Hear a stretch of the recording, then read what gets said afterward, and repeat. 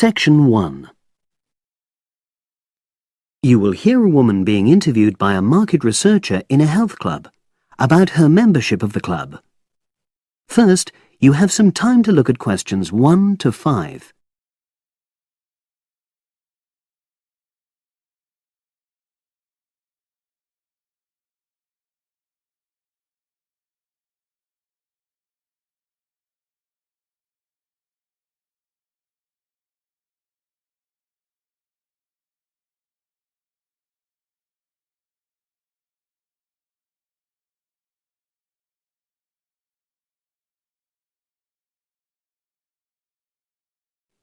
Now we shall begin. You should answer the questions as you listen, because you will not hear the recording a second time. Listen carefully and answer questions 1 to 5. Oh, excuse me. I wonder if you'd have the time to take part in some market research. What's it about? About this club and your experiences and opinions about being a member. It'll take less than 5 minutes. Oh, OK then, as long as it's quick. Can I start by taking your name? It's Selina Thompson. Is that Thompson? Yes. Okay, great. Thanks. And what do you do for a living? Well, I'm an accountant, but I'm between jobs at the moment. I understand. But that's the job I'll put down on the form. And would you mind my asking which age group you fall into? Below 30, 31 to 50, and above? Over 50, I think we can safely say. Great, thanks. And which type of membership do you have? Sorry, I'm not sure what you mean. Do you mean how long? No, is it a single-person membership? Oh, right, no, it's a family membership. Thanks. And how long have you been a member? Ooh, let me see. I was certainly here 5 years ago, and it was probably 2 to 3 years more than that. Shall I put down 8? Oh, I remember now. It's 9, definitely. Sorry. No problem. I've got that. And the last question in this first part is, what brought you to the club? Sorry? How did you find out about the club? Did you see any ads? Well, I did actually, but I have to say I wasn't really attracted to the club because of that. It was through word of mouth. So you were recommended by a friend? Actually, my doctor. I'd been suffering from high blood pressure, and he said the club was very supportive of people with that condition, so I signed up. Great, thanks. Before you hear the rest of the conversation, you have some time to look at questions 6 to 10.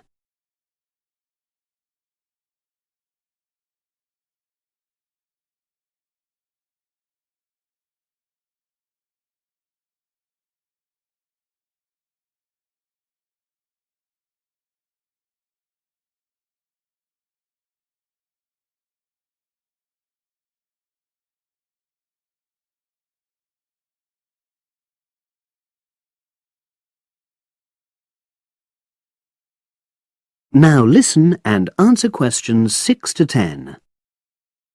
Now, for the second part of the form, I want to ask a bit more about your experience of the club. Sure.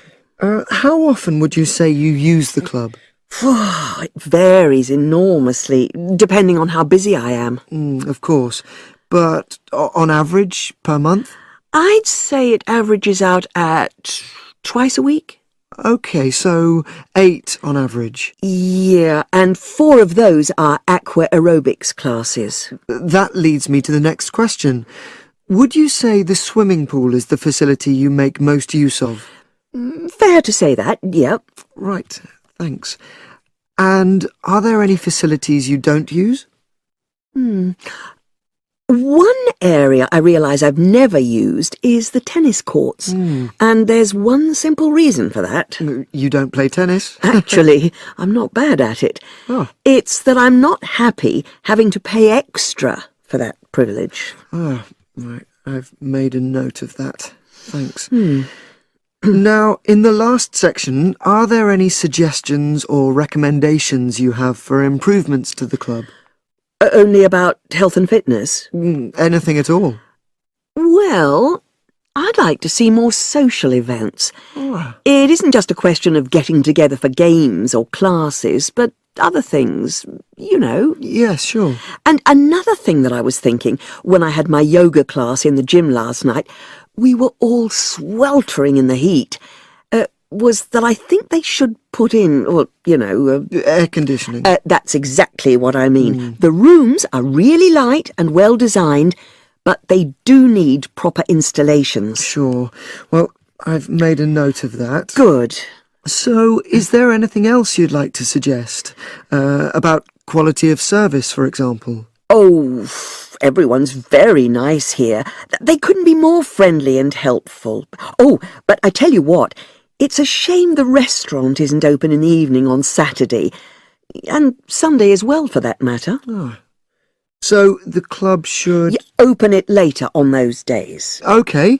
Well, thank you very much. That's all the questions I have. That is the end of section 1. You now have half a minute to check your answers.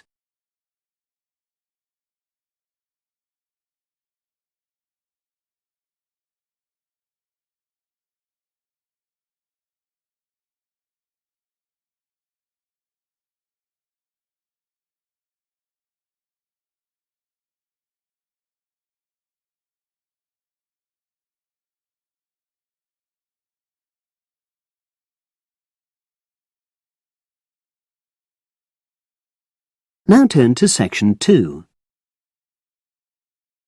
Section 2. You will hear a trainer giving a talk to people who want to learn outdoor survival skills. First, you have some time to look at questions 11 to 16.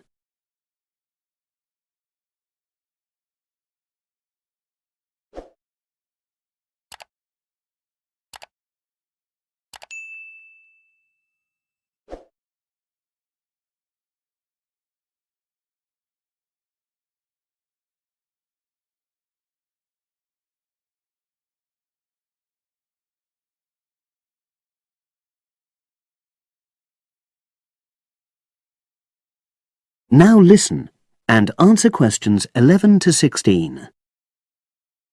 Good morning, everyone, and welcome to our outdoor survival program. As you know, this week you'll be learning some of the basic information and skills you need to look after yourself independently in the outdoors. These first 2 days we'll be based here in the classroom, and then we'll be taking a camping trip to put into practice some of the things you've learned. I'm going to start off with the topic of food. And to start with, I'll describe just 2 methods which we'll be putting into practice at our camp, and which make use of natural resources, the steam pit and the bamboo pot. I've got 2 posters here to make things clearer, and I'll start with the steam pit here. To make this, you'll need some dry sticks, some grass, some loose earth, and some stones. And for this week only, some matches. The first thing you do is to dig a shallow pit in the place you've chosen to do your cooking. Let's say about 25 centimeters deep and 30 centimeters wide. Your sticks have to be a bit wider than the pit because you have to put a line of them along the top from one end of the pit to the other. Before setting light to these, you take some large stones and arrange them on top. Then you start the fire and wait till the wooden platform burns through and the stones fall into the pit. At this point, brush away any pieces of hot ash from the stones. You can use a handful of grass and then take another stick and push it down into the center of the pit, between the stones. After that, you cover the whole pit with a thick layer of grass. And then you can put your food on it, wrapped in more pieces of grass, like parcels. Finally, cover the whole thing with earth. You have to pat it firmly to seal the pit. Then all you have to do is take the stick out and pour a bit of water into the opening that it leaves. It should take about 4 hours for your food to cook, as it cooks slowly in the steam that's created inside the pit. Now you have some time to look at questions 17 to 20.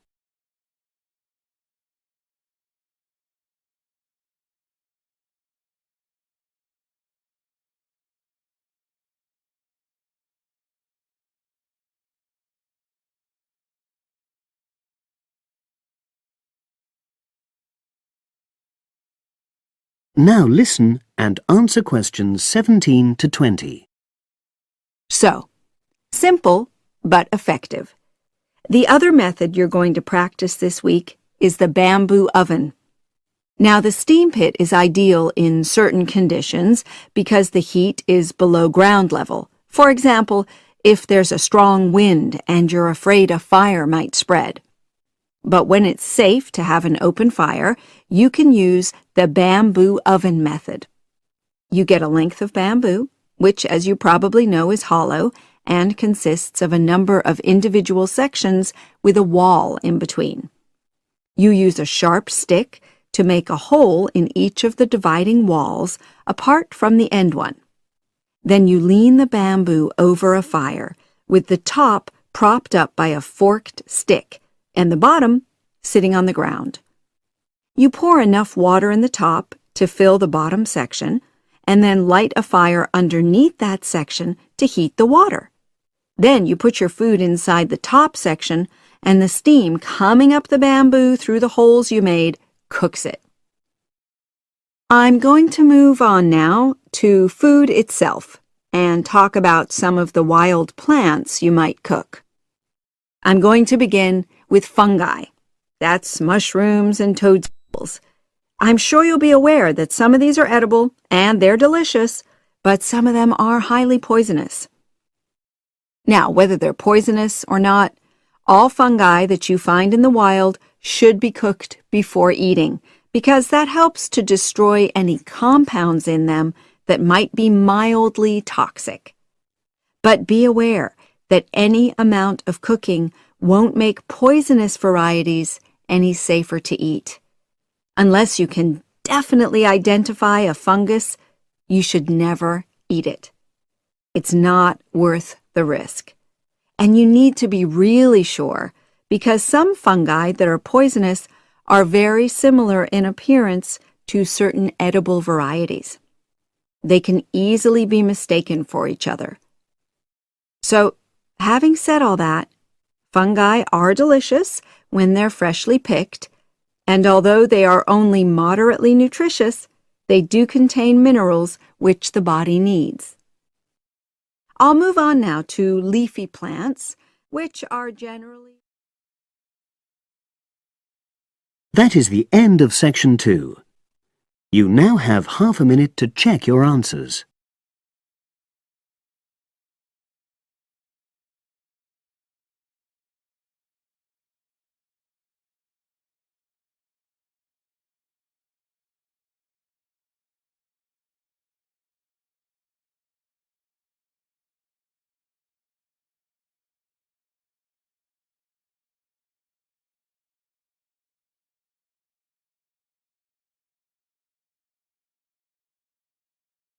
Now turn to section 3.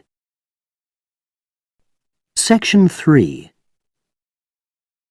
You will hear a woman called Phoebe, who is training to be a teacher, talking to her tutor called Tony about research she has done in a school.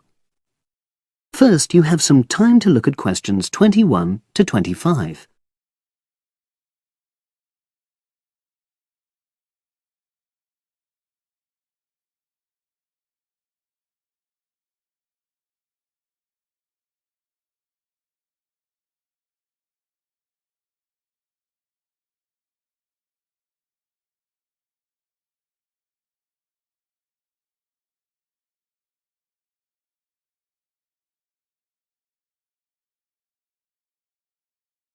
Now listen and answer questions 21 to 25.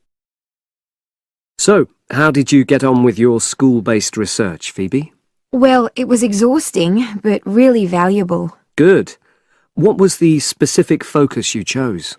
My title is Attitudes Towards Study Among 11 to 12-year-old Pupils. Right, and what made you choose that focus? Well, that's a bit difficult. Lots of my classmates decided on their focus really early on, mainly on the basis of what they thought would help in their future career, in their first year's teaching. So that's what helped you decide? Actually, it was that I came across a book written by experienced teachers on student attitudes, and that motivated me to go for the topic. Okay. So what were your research questions or issues? Well, I wanted to look at the ways students responded to different teachers, particularly focusing on whether very strict teachers made teenagers less motivated. And from your research, did you find that was true? No, not from what I saw, from my 5 days observation, talking to people and so forth. Okay. We'll talk about the actual research methods in a moment, but before that, can you briefly summarise what your most striking findings are? Well, what really amazed me was the significant gender differences. I didn't set out to focus on that, but I found that boys were much more positive about being at school. Girls were more impatient.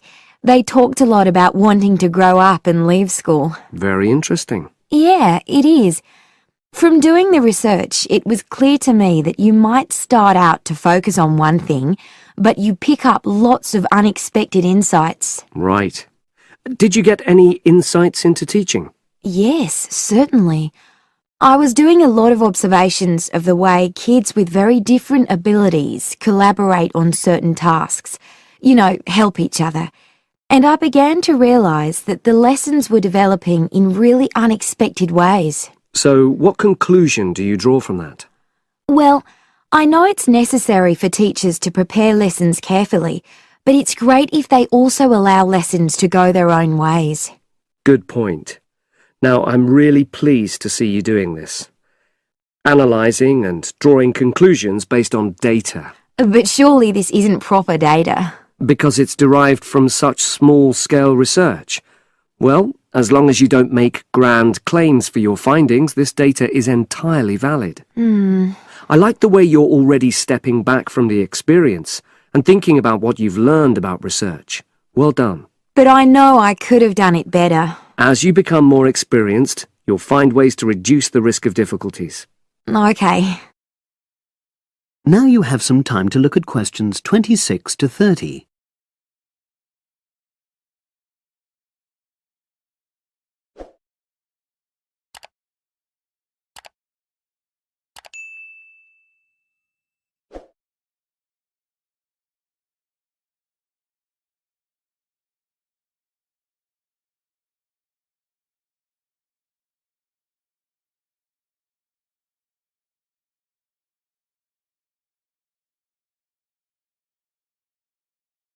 Now listen and answer questions 26 to 30.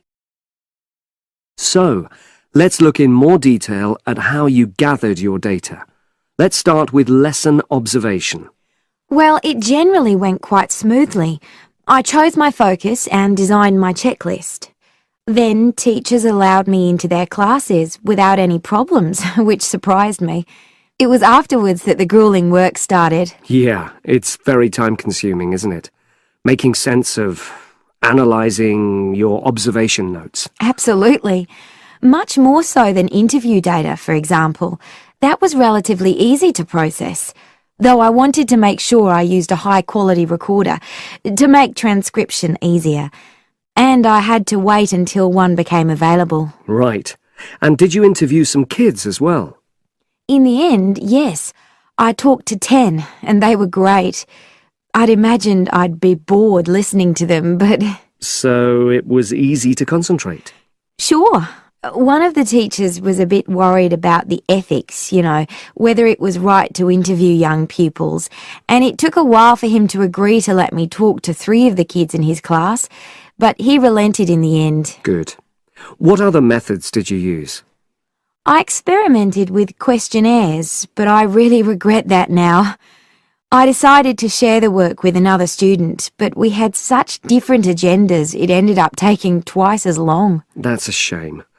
It might be worth you reflecting on ways you might improve on that for future projects. You're right, yeah. Okay. And the other thing I did was stills photography. I didn't take as many pictures as I'd hoped to. Lack of time? It's pretty easy just snapping away, but I wanted each snap to have a purpose, that would contribute to my research aims, and I found that difficult. Well, that's understandable, but remember... That is the end of section 3. You now have half a minute to check your answers.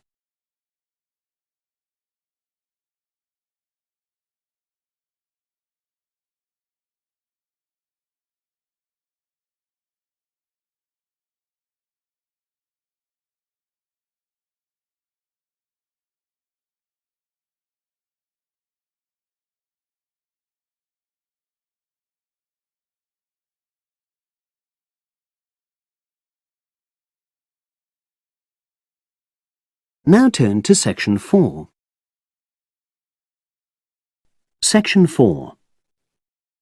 You will hear an environmental studies student giving a presentation about his project on saving an endangered species of plant. Now you have some time to look at questions 31 to 40.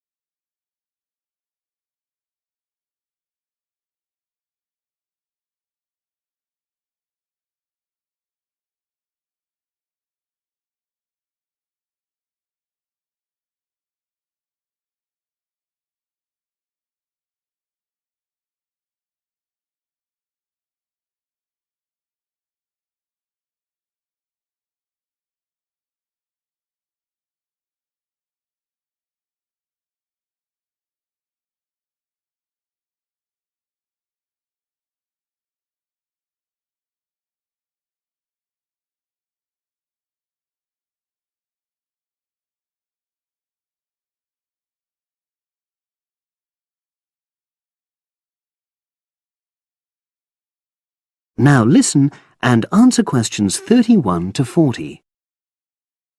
For my presentation, I'm going to summarise what I've found out about efforts to save one plant species, the juniper bush. It once flourished in Britain and throughout the world's temperate zones, but over the last few decades has declined considerably. Before I go on to explain the steps being taken to save it in England, let me start by looking at some background information and why the juniper has been so important in cultural as well as ecological terms, historically and in the present day. Firstly, I want to emphasise the fact that juniper is a very ancient plant. It has been discovered that it was actually amongst the first species of plants to establish itself in Britain in the period following the most recent Ice Age. And, as I say, it has a much valued place in British culture. It was used widely as a fuel during the Middle Ages because when burnt, the smoke given off is all but invisible, and so any illicit activities involving fire could go on without being detected. For example, cooking game hunted illegally. It also has valuable medicinal properties. Particularly during large epidemics, oils were extracted from the juniper wood and sprayed in the air to try to prevent the spread of infection in hospital wards. And these days, perhaps its most well-known use is in cuisine, cooking, where its berries are a much valued ingredient, used to flavour a variety of meat dishes and also drinks. Turning now to ecological issues, juniper bushes play an important role in supporting other living things. If juniper bushes are wiped out, this would radically affect many different insect and also fungus species. We simply cannot afford to let this species die out.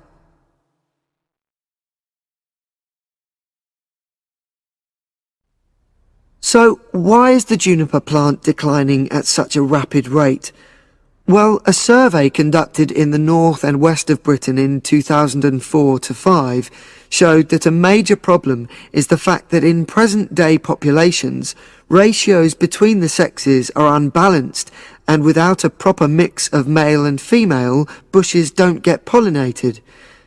Also, the survey found that in a lot of these populations, the plants are the same age, so this means that bushes grow old and start to die at similar times, leading to swift extinction of whole populations. Now, the charity Plant Life is trying to do something to halt the decline in juniper species. It's currently trying out 2 new major salvage techniques, this time focusing on lowland regions of England. The first thing it's trying is to provide shelters for the seedlings in areas where juniper populations are fairly well established. These, of course, are designed to help protect the plants at their most vulnerable stage. A further measure is that in areas where colonies have all but died out, numbers are being bolstered by the planting of cuttings which have been taken from healthy bushes elsewhere. Now, I hope I've given a clear picture of the problems facing this culturally and ecologically valuable plant, and of the measures being taken by Plant Life to tackle them. If anyone has any questions, I'd be happy. That is the end of section 4. You now have half a minute to check your answers.